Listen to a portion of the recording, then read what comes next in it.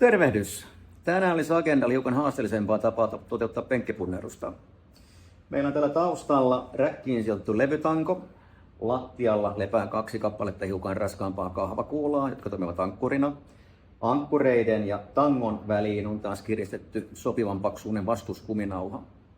Tämä on tapa toteuttaa penkkipunnerusta, joka tuottaa ylimääräistä haastetta etenkin loppuojennukseen, ja tanko tuntuu merkittävästi hutirammalta. Tapa, mitä me ollaan täällä Elitran studiolla hyödynnetty silloin tällöin. Tänään kokeiltiin erään asiakasryhmän kanssa hiukan muuttaa tätä perusmenetelmää, nimittäin korvattiin penkki pallon kanssa.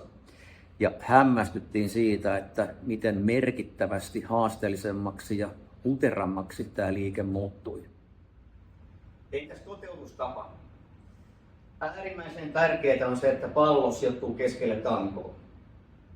Tällä pallohalkaisijalla jalat sijoittuu tangon etupuolelle. Tarkistaa symmetrinen oteleveys, jonka jälkeen pyöritetään palloa eteenpäin, kunnes sijoittuu hartioiden ja pään taakse tankoon otsan korkeudella.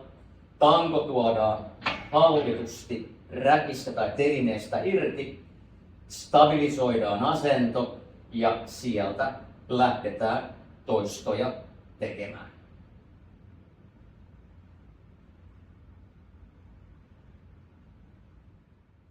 Tämä on äärimmäisen mielenkiintoinen tapa toteuttaa penkkipunnerusta, jos kaipaa harjoitteluun pientä vaihtelua.